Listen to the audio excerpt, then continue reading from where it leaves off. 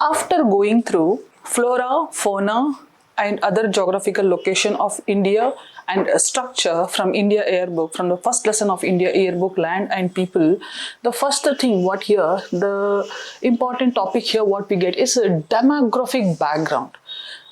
What is demographic background? What exactly demography is? Why you need to understand the purpose behind that? Why you need to read it? Why government of India in every 10 years, why they need to know what population they have?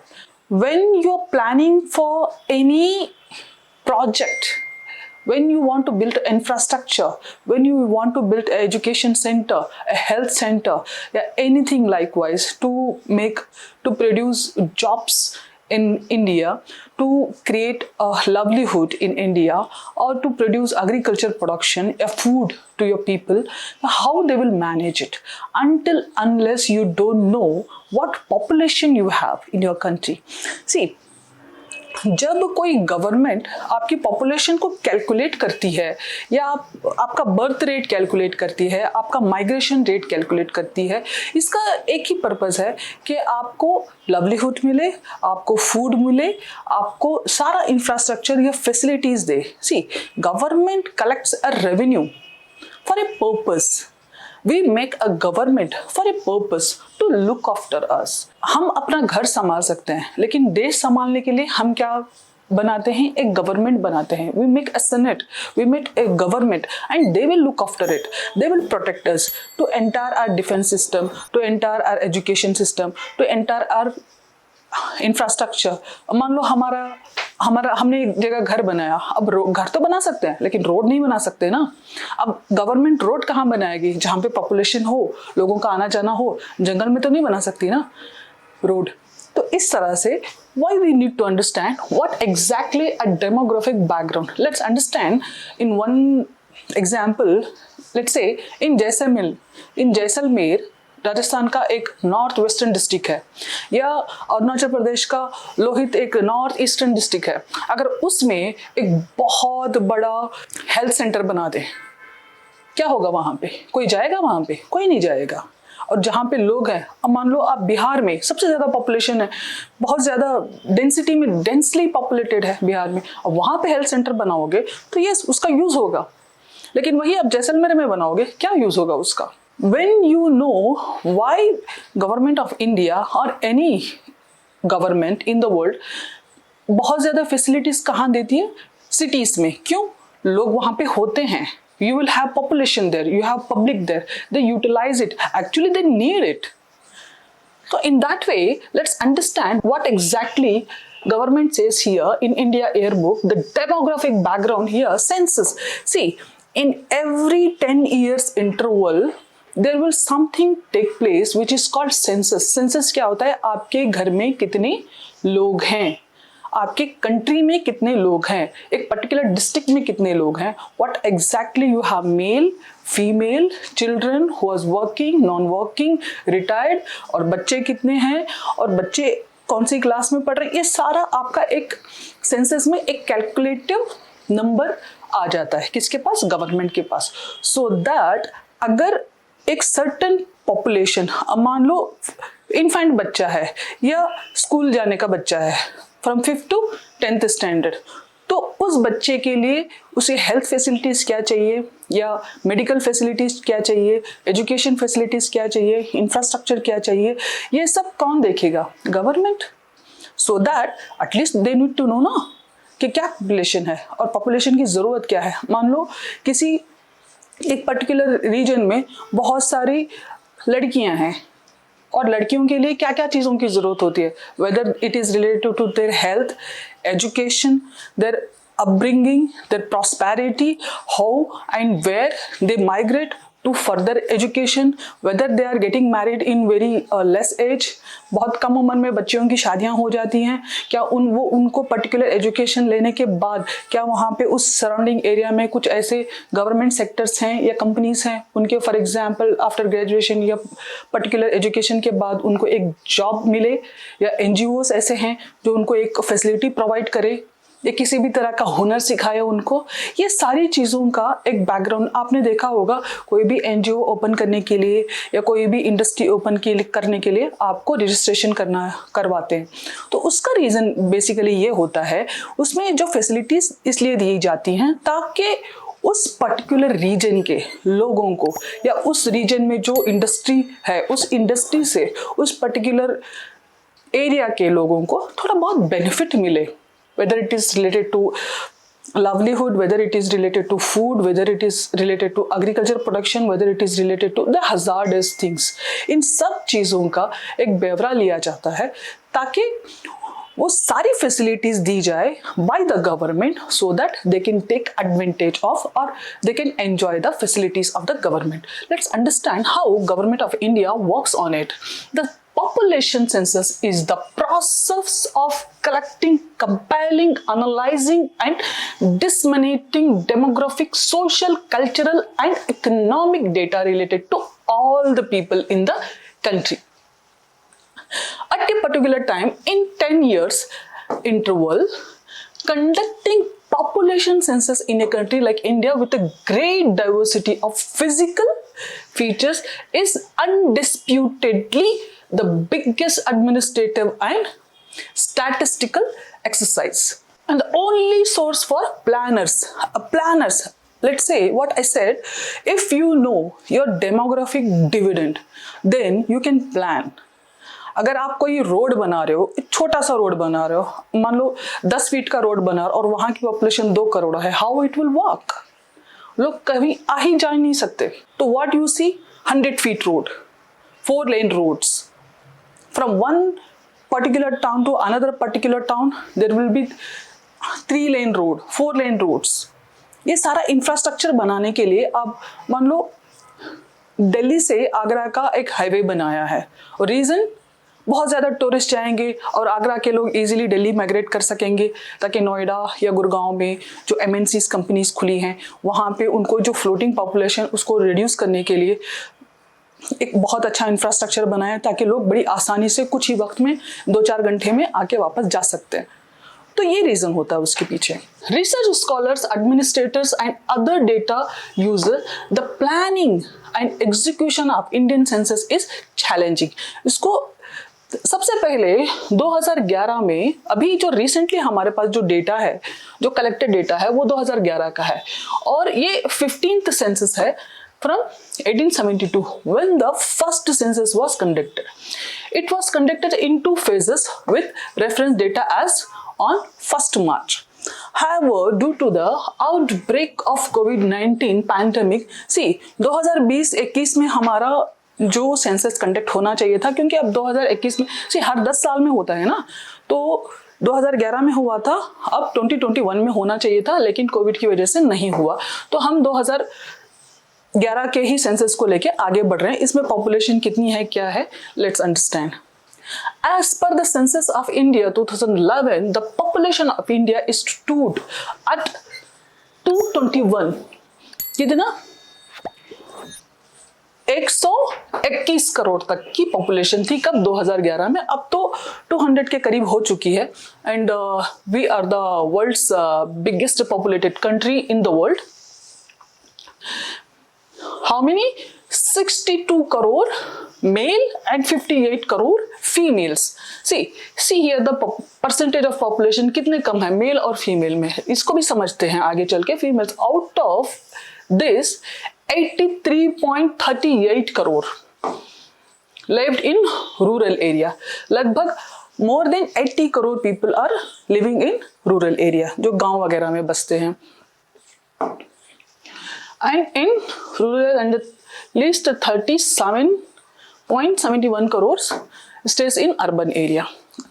तो हमने ये भी देखा है कि हिंदुस्तान की जो बहुत ज़्यादा जो पॉपुलेशन है, if you have question in your preliminary examination in which region, whether it is rural or urban region, what population resides there, जैसे कि we witness lot of migration, but still there is something you cannot forget is India बहुत सारे villages का देश है, बहुत सारे, India actually गांव में बसता है, सुना तो होगा ना, द नेहरू सेड इंडिया गांव में बसता है, Indira Gandhi also said India गांव में बसता है, हिंदुस्तान गांव में बसता है।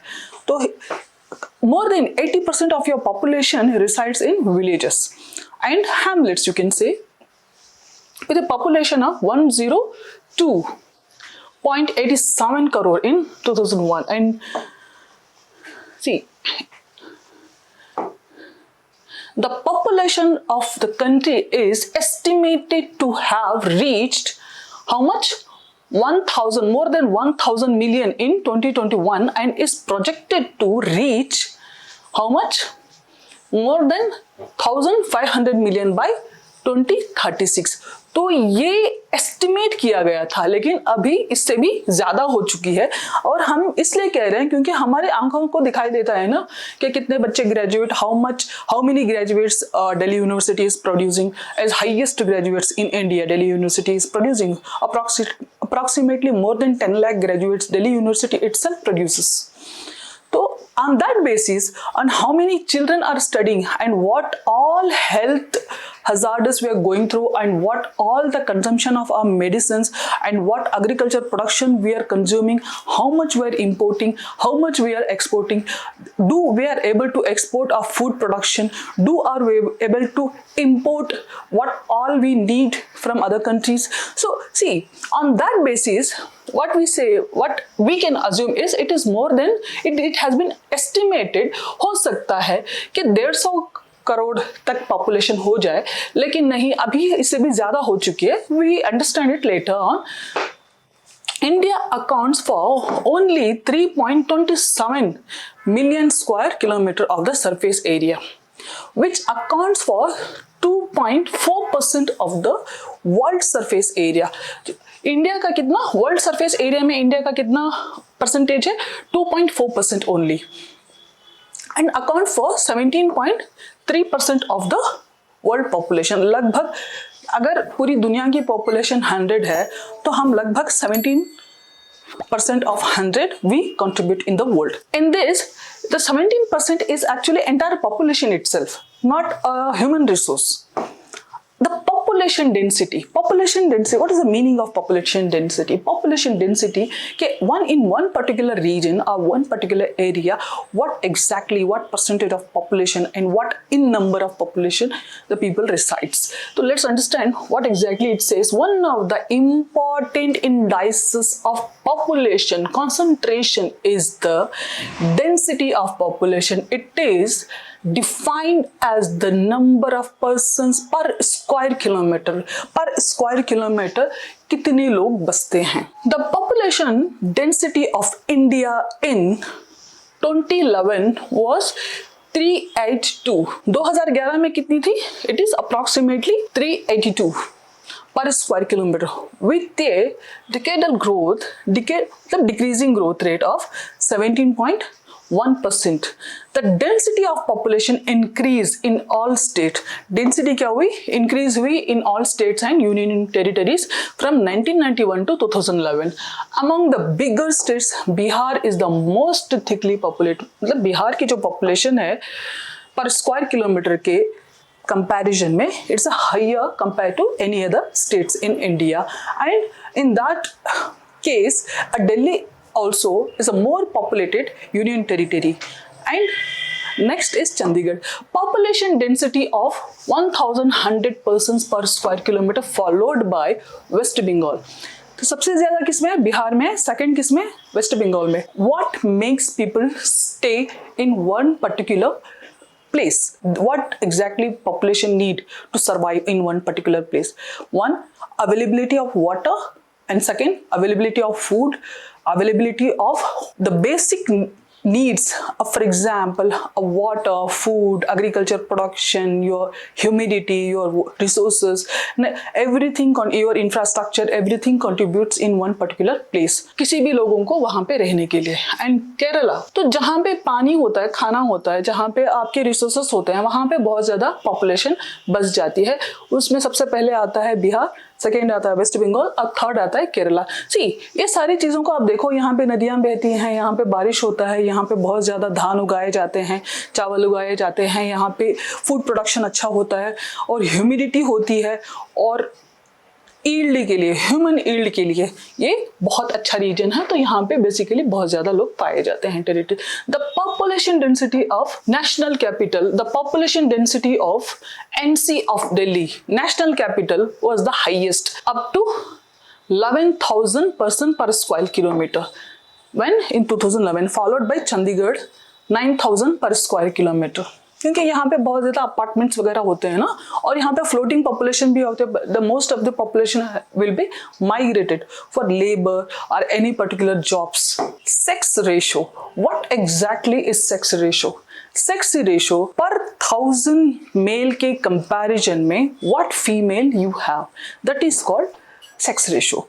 Let's understand what is sex ratio. मान लो 1000 मेल है तो इसके बराबरी में कितने फीमेल हो सकते हैं? What female will be? तो this is sex ratio. Defined as the number of female per 1000 males is an important social indicator to measure the extent of prevailing equality between males and female। तो एक बहुत बड़ा एक ratio है जो अब male female की health को लेके या उनके ग्रोथ को लेके या उनको प्रोडक्शन को लेके या उनके एक सोशल बैलेंस को देखने के लिए ये सबसे बहुत बड़ा इंडिकेटर है कि कितने मेल फीमेल बराबरी में हैं। अब मान लो 1000 मेल है और सिर्फ 500 फीमेल हैं तो क्या हो जाता है? पोलोगामी, मोनोगामी, द सोशोलॉजी, ये सारी चीजें शुरू हो जाती हैं। Extent prevailing equality between mails and female in your society at a given point of time. The sex ratio in India has always remained unfavorable to female। तो इंडिया का जो सेक्स रेशो है ये हमेशा से विमेन को लेके unfavourable है। It is not pro women, it is pro man. कि हम देखते हैं, हमने पहले से देखा है, पहले what we had sati system. तो अगर कोई मर्द मर जाता है तो औरत को उसी मर्द की चिता पे जला दिया जाता था। और अगर उसी औरत को किसी दूसरे मर्द से शादी करते तो वो दूसरे और बच्चे पैदा कर सकती थी ना, because she will be the fertile woman, she can produce again one more human and that human can turn into your human resource। in that case तो एक वुमेन कम हो गई। और कई दफा ऐसा होता था कि बच्चियों को पैदा होते ही उनको मार दिया जाता था। जैसे कि बहुत सारे हमारे ट्रेडिशंस थे जो कि बच्चियों को दूध में डुबो के मार दिया गया, या उस तरह के ट्रेडिशंस चलते थे। या हम ये भी, हमारे ट्रेडिशंस में हम ये भी देखते हैं कि लड़का जो घर का वारिस होता है लेकिन लड़की को दहेज देना पड़ता है। ये बहुत सारी चीज़ें हैं, ये सोशल इश्यूज हैं। इस वजह से हम लड़कियों को पैदा होने से पहले ही मार दिया जाता था। In mothers womb only there was a procedure of knowing your gender. तो अभी उसको इंडिया में बैन कर दिया गया है क्योंकि जो फीटस में ही बच्चियों को मार दिया जाता था उसको कंट्रोल करने के लिए। जो सेक्स रेशो है वो सेक्स रेशो कैलकुलेट किया जाता है 0 to 6 years एज में, वेदर इट्स अ बॉय और girl. For 0 to 6 years of 1000 boys and what number of girls are there to one particular 1000 of। Let's understand here how sex ratio is defined as the number of girls aged 0 to 6 years to per 1000 boys aged 0 to 6 years। 1000 boys के लिए from 0 to 6 years कितने girls हैं from 0 to 6 years। तो इस हिसाब से calculate किया जाता था। इन 2001 it was 2000 it was 19 in 2011। Literacy, a person aged 7 and above who can both read and write with understanding। See, what is literacy? Literacy क्या है? पढ़ना लिखना। Let's say my mother is actually uneducated, fine, but she can read Quran, she can pray, what all it has been written in Hadith, she can read it and she can understand, but she cannot write it, She cannot understand language. That means my mother is illiterate. She cannot read a particular form. She cannot read English. She cannot read Hindi. She cannot read any other particular language which is there in India. तो जो पढ़ लिख नहीं सकता वो illiterate है। वो कोई भी लैंग्वेज अगर पढ़ रहा है और समझ रहा है और लिख रहा है तो वो लिटरेट है। There is a difference between illiterate and literate. Illiterate अनपढ़, लिटरेट पढ़ा लिखा। तो इलिटरेट कौन हो सकता है और पढ़ा लिखा कौन हो सकता है गवर्नमेंट ऑफ इंडिया के अकॉर्डिंग? सी, जो 7 साल की एज के ऊपर जो होता है वो अगर कोई भी लैंग्वेज, कोई भी भाषा अगर पढ़ सकता है, लिख सकता है और समझ सकता है, पढ़ना लिखना दोनों और समझना तीनों चीजें अगर साथ में कर सकता है तो वो लिटरेट है। भले उसके पास कोई ग्रेजुएशन या डिग्री कुछ हो या ना हो, लेकिन वो लिटरेट में कैलकुलेट किया जाता है, उसको काउंट किया जाता है। अगर कोई सिर्फ पढ़ सकता है और लिख नहीं सकता तो वो इलिटरेट में आ जाता है। आप ये कहोगे कि नहीं मैं पढ़ सकता हूँ, और कोई लिख सकता है और पढ़ नहीं सकता तो वो भी इलिटरेट में काउंट किया जाता है। और ये पढ़ना लिखना जो भी है वो 7 साल की एज के बाद कंसिडर किया जाता है। और 5 साल से कम उम्र का बच्चा वो जितना चाहे पढ़ ले या लिख ले, बोल ले, तोता जैसे वो गा ले, लेकिन फिर भी वो इलिटरेट ही कंसिडर किया जाता है below 5 years of as.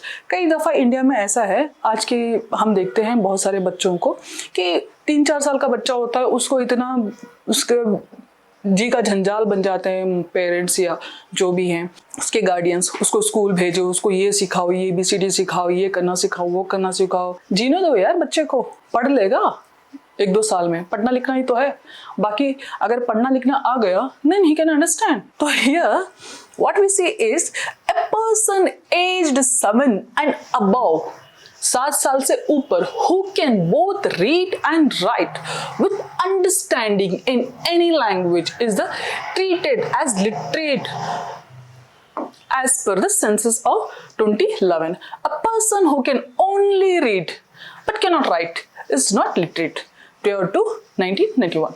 Census of India treated children below 5 years of age as illiterate. जो 5 साल से जो कम उम्र के जो बच्चे होते हैं वो क्या होते हैं?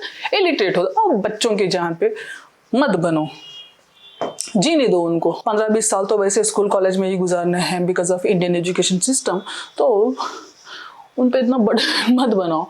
As per census of 2011, the literacy rate in India stood at 73%। 73% of Indians are literate, पढ़े लिखे हैं। 80.9% for female, 80.9% for males। लगभग अगर 100 मर्द हैं, मेल हैं, तो 100 में से 80 पढ़े लिखे हैं। इसका मतलब 20 अनपढ़ हैं। और अगर 100 वुमेन है तो 100 वुमेन में कितने? 64% are literate and remaining are illiterate for females, and increases from 64.8% in 2001. Kerala retains its top position. The Kerala always gives much importance. From long back, Kerala has contributed the highest literacy in India. Even today, Kerala is the highest literate states in India, followed by Lakshadweep. Lakshadweep की खास बात है ये है कि लक्षद्वीप में एक तो पूरी पॉपुलेशन जो है वो मुस्लिम है, और Lakshadweep most of the time will be influenced by the tourism. Yes, 100% there will be literacy there, and क्योंकि बहुत कम पॉपुलेशन है और वहाँ पे करने को कुछ वैसे भी नहीं है, तो पढ़ेंगे नहीं तो क्या करेंगे बताओ। 91% Bihar with a literacy rate of 61%, and next which one?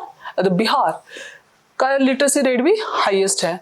आपने देखा होगा बहुत सारे जो गेसेटेड ऑफिसर्स हैं, स्पेशली IAS IPS, बहुत सारे, क्योंकि इंडस्ट्रीज नहीं है ना और वहाँ पे लेबर भी कम है, तो बहुत सारे जो ऑफिसर्स हैं फ्रॉम केरला से आते हैं। Migration What is migration? Migration, moving from one place to another place.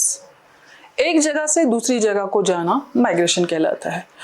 तो क्या क्यों जाते हैं लोग? जिस जगह पे हैं, जिस जगह पे पैदा, वहां पे नहीं रह सकते? नहीं, कुछ रीजंस होते हैं, whether it is a social reason, economic reason. The reasons could be any environment reason, a particular reason of like lack of resources. तो ये सारे रीजंस होते हैं, इकोनॉमिक रीजन या सोशल रीजन या द अदर रीजन। माइग्रेशन करना specially in search of livelihood, you people migrate from one place to another place. Migration is one of the most important. Why you need to understand migration is, देखो, especially in urban cities, when you making an infrastructure for urban community, the first thing what you need is a labor, a human resource. अगर आपने एक city में या urban area में आपने एक bridge बनाना हो तो सिटी के लोग तो आके नहीं बनाएंगे, लेबर बनाएगा। और लेबर कहाँ से लाओगे आप? कहीं ना किसी से लेके आओगे ना उनको, कहीं ना कहीं रूरल इलाके से आप माइग्रेट करके लेके आओगे या छोटे टाउन से माइग्रेट करके लेके आओगे। तो वो जो माइग्रेशन है, वो जो रूरल एरिया के जो लेबर होते हैं वो सिटी में माइग्रेट करके आते हैं और आके यहाँ पे जैसे कि घरों में, उनकी औरतें घरों में काम करती हैं या मर्द ब्रिज बनाने में या रोड के कंस्ट्रक्शन में काम करते हैं या किसी इंडस्ट्री में काम करते हैं। तो ये लोअर तबके का माइग्रेशन हो गया। अब मिडिल क्लास माइग्रेशन, अब मिडिल क्लास, अब let's see some people they are from Lucknow and they went to Bangalore. They, after getting some education, let's see, कोई सॉफ्टवेयर इंजीनियर बन गया और लखनऊ में तो उसको इंजीनियरिंग जॉब मिलने से रही, वो कहाँ जाएगा? या तो हैदराबाद जाएगा या तो बैंगलोर जाएगा, वो वहाँ पे इन सर्च ऑफ लाइवलीहुड। तो वो वहाँ पे जाएगा, वहीं पे बस जाएगा, क्योंकि अब उसको 15-20 साल उसको वहाँ पे जॉब करनी है, तो वो लखनऊ तो वापस नहीं आएगा ना। अब 15-20 साल किसी सिटी में रहने के बाद वो वहीं का हो जाएगा। तो उसने क्या करता है, अपनी पूरी फैमिली को माइग्रेट करके ले जाता है। See, the reasons behind migration might be different, but how migration impacts your particular region. अब यहाँ पे ये क्या और चीज भी है कि बर्थ प्लेस से माइग्रेट होना। लेट्स सी, एक लड़का हॉस्पिटल में पैदा होता है, लड़का लड़की जो भी है हॉस्पिटल में पैदा होता है। अब हॉस्पिटल में पैदा होने के बाद वो माइग्रेट करके कहाँ पे जाता है? अपने घर पे जाता है। अब आप ये बोलोगे नहीं, मैं लखनऊ के हॉस्पिटल में पैदा हुआ था, अब मैं यहाँ पे इलाहाबाद में हूँ, अब मैं माइग्रेट कर गया। भाई, तुम्हारे माँ बाप और दादा दादी इलाहाबाद के थे तो तुम्हारा बर्थ प्लेस भी इलाहाबाद ही हुआ, भले तुम इंग्लैंड में भी पैदा हो जाओ। वो पॉलिटिकल रीजन अलग है सिटीजनशिप का, तो don't get into that. Here we are talking about migration. Migration is one of the most important indicator of demography. Demography, when your population migrates to one place to another place, the another place needs to build an infrastructure for you so that they can provide a facility and you can enjoy particular facility, whether it is a road, whether it is a bridge, whether it is an education center, a health center, or community center, or the market for you, and availability of food production and resources and transport facility and electricity, water, everything. अगर कोई family एक जगह से दूसरी जगह पे migrate होके आ जाती है तो उसको सुबह से शाम तक जितनी सारी फैसिलिटीज वो आउटसोर्स कर सकता है, वो सारी फैसिलिटीज को until unless your government is not providing to you, though you are able to pay for it, हालांकि तुम्हें पे करना ही है, but bringing that particular facility to you is a task which is faced by the government. So why the government calculates your migration is one of the most important indicators of demography. People migrate from one place to another place due to various socio-economic reasons. Census of India records migration by two methods. दो method से migration को record करती है, namely place of last residence. Let's say मैंने अपना सारा education एक particular city से किया और मैं वहां पे पैदा हुई, एक जगह पे मैं पैदा हुई और मैं अपना पूरा जो एजुकेशन है या छोटी मोटी जॉब है एक पर्टिकुलर सिटी में मैंने या स्टेट में मैंने वहाँ पे किया।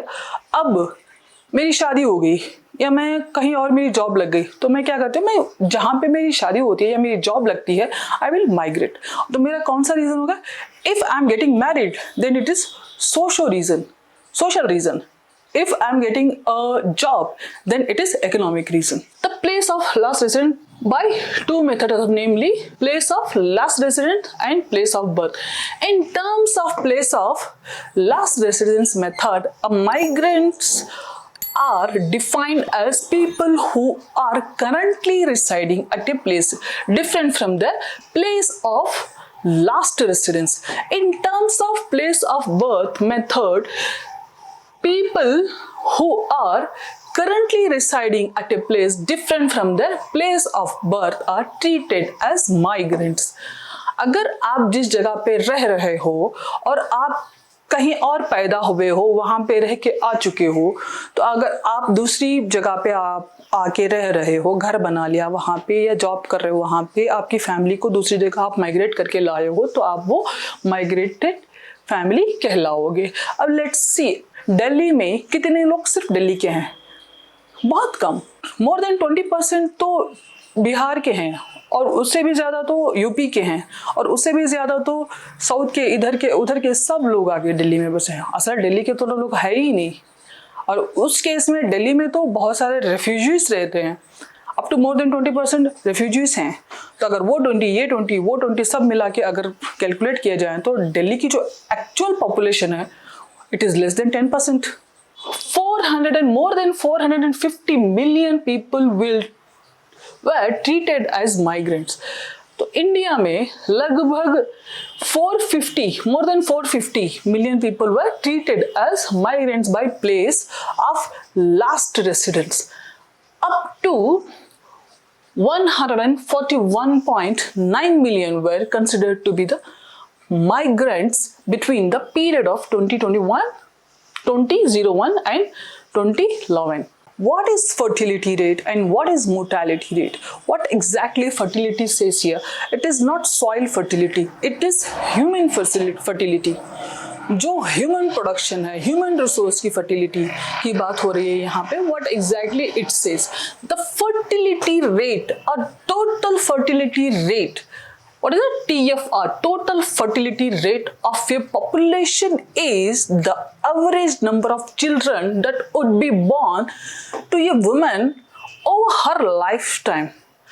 अगर एक सेहतमंद औरत अपनी पूरी जिंदगी में शादी करने के बाद जो भी है, जो सोशल इंस्टीट्यूशन है, जो भी है, उसके बाद एक सेहतमंद औरत कितने बच्चे पैदा कर सकती है, कि उसकी फर्टिलिटी क्या है, and how many eggs she produces and to how many children, to how many kids she can give birth, that would be born to a woman over her life, अपनी पूरी जिंदगी में, पूरी जिंदगी कितना, up to her menopause. If she was subjected to the prevailing rate of age specific fertility in the population, the fertility rate of about 2.1 children per woman, लगभग 2 से 3 बच्चे, is called replacement level. एक couple को 2 या 3 बच्चे होते हैं, minimum 2 maximum 3 बच्चे होते हैं, तो वो पॉपुलेशन का सिर्फ रिप्लेसमेंट कहलाता है,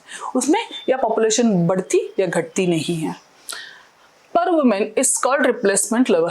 fertility rate from the total fertility rate of 2.5% 2.5 in 2010 to 2 in 2020, India has achieved the replacement level of fertility according to the National Family Health Survey 5th report released in 2022. तो India में जो population का जो सर्वे है, on that basis 2022 का जो family health survey report says in India we came to a position where we are simply replacing the population. पहले क्या था, 8-10 बच्चे पैदा कर लेते थे और उसके बाद 3-4 बच्चे पैदा हुए और उसके बाद लगभग 2-3। तो अभी 2 या 1 ही बच्चा पैदा कर रहे हैं।